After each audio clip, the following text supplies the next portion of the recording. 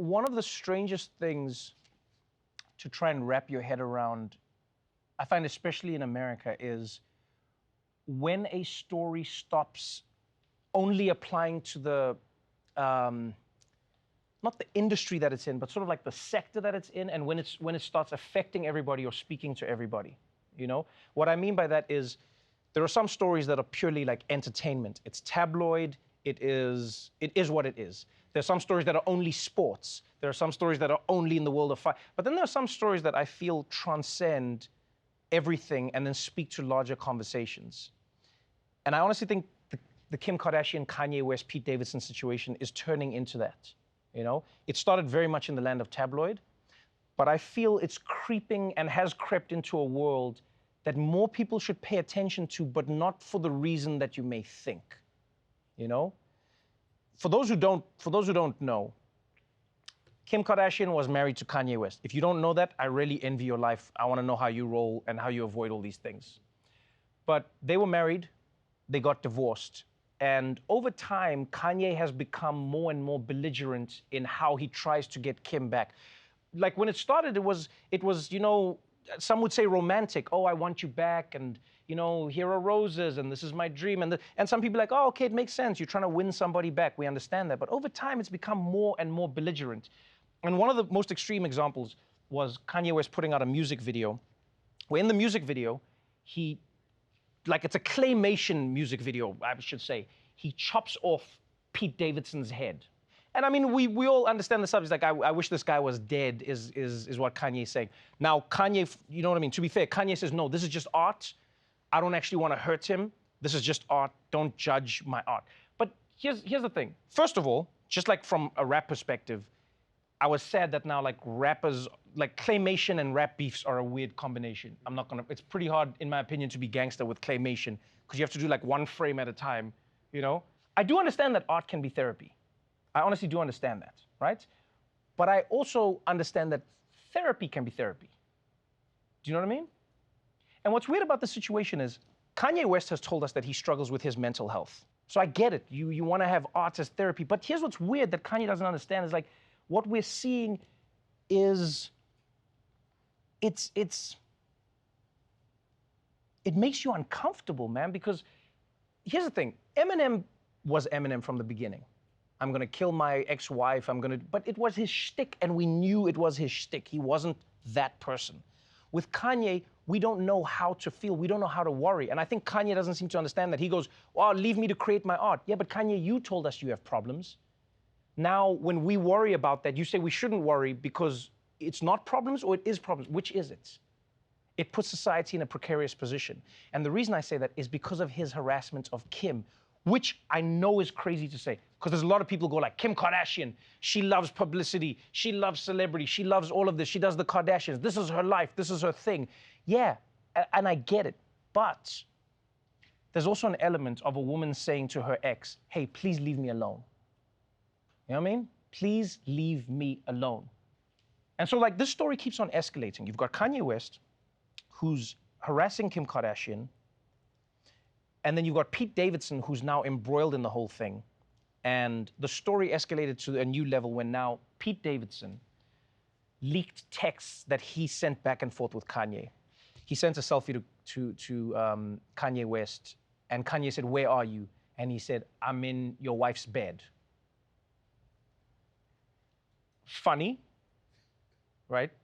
And we also don't, because I mean, we don't know what the person's doing. We know what he's implying. But because of the pandemic, in your bed could mean anything. Like my bed used to be a place for sleep and sex. Now it's also like my living room / meeting area. So in your bed could mean anything. But we get what Pete was going with, right? We get what Pete was going with. I'm in bed with your wife. Then after that, there's a whole bunch of texts where he says, hey, listen, Kanye, let's talk as men. Let me help you with your mental health. I've also got mental health issues. It was actually, that part of the message was really beautiful. But I'm sorry, guys, to start a message with, I'm in bed with your wife, and then go like, let me help you with your mental health. Yeah, now you've added to the mental health of the person that you're trying to help them with. Do you get what I'm saying? It's a little bit crazy. It's a little bit like roasting somebody while you're giving them CPR. And now this thing, it's spun into a story that seems fully tabloid, but I think deserves a little more awareness from the general public. It's because it touches on something that is more sensitive and more serious than people would like to admit. I know everyone thinks it's a big marketing stunt. Oh, look at the coincidence. Kim is launching a new show, etc. Two things can be true. Kim likes publicity. Kim is also being harassed. Those things can be happening at the same time. Because I'll be honest with you, what I see from this situation, I see a woman who wants to live her life without being harassed by an ex-boyfriend or an ex-husband or an ex-anything. You may not feel sorry for Kim, because she's rich and famous, because of the way she dresses, because she appropriates black culture, because she tells women they're lazy, because she broke the internet and then didn't put it back together, whatever, you hate her, whatever. But, what she's going through is terrifying to watch, and it shines a spotlight on what so many women go through when they choose to leave. People always say that phrase to women. They go like, why didn't you leave? Oh, why didn't you leave? Why didn't you leave? Yeah, because a lot of women realize when they do leave, the guy will get even crazier. And when I say crazy, I don't mean mental health crazy. I'm like, you understand what I mean. You know what I mean. The point is that Kim Kardashian and countless other women, they find themselves in a terrible position, because asking Kanye to stop clearly isn't helping. But at the same time, he hasn't broken any laws, so can she get him arrested? No, I don't think so. Would she even want to? I mean, she spends half her time helping black people come out of jail, so now she can't be throwing Kanye West in. It's a bit of a paradox. But still, she's being harassed. And I get it. Society's like, haha, you deserve it. This is funny. This is that. And I get it also from Kanye's side. In like the parts of Kanye, there's parts I understand. I understand Kanye saying, I don't want my daughter on TikTok. I agree with that part of what he's saying. I'm not involved in other people's relationships, though. I think that's a separate issue. What we're seeing, though, is one of the most powerful, one of the richest women in the world, unable to get her ex to stop texting her, to stop chasing after her, to stop harassing her. Just think about that for a moment. Think about how powerful Kim Kardashian is. And she can't get that to happen. I grew up my whole life in an abusive household, right? Most of my life, let's say from the age of 9 to 16. One of the things I found most interesting was how often people told my mom that she was overreacting. What I found interesting was how many times people told my mom to calm down, people told my family to calm down, everyone, and everyone had different reasons. Oh, I remember once we went to the police station and they said to my mom, oh, but did you talk back? Is that why you're here? Oh, but what did you say to him? It's all these questions, I remember seeing this as a child, by the way. You see this as a child, and you see a world where women are questioned for what is happening to them, as opposed to people questioning what is happening to them. And for years, people said this shit. No, this happens, that happens, this, everyone. Police, some family, stranger, whatever it was.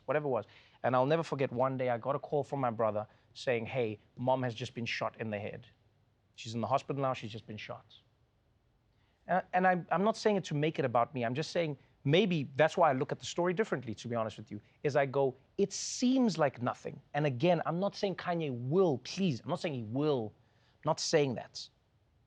But you see it in all these stories where people say, we saw it, but we didn't. Whether it's the people around him, whether it's the people in their lives, whether it's us as society condoning or not condoning. And I know it's nuanced. I'm not saying Kanye is just a bad guy, please. But just as society, man, we have to ask ourselves questions. Do we wish to stand by and watch a car crash when we thought we saw it coming? Or do we at least want to say, hey, slow down, let's all put our hazards on because there's a storm right now and some shit might go down. Let's just put our hazards on. If it doesn't happen, hey, the worst thing we did was we all had our hazards on like idiots. I'll be fine to say I was an idiot, nothing happened. I'd rather be in that situation than to be in one where I say, man, I wish we didn't think the whole thing wasn't worth looking at. And all I'm saying about this story is, if Kim cannot escape this, Kim Kardashian, if she cannot escape this, then what chance do normal women have?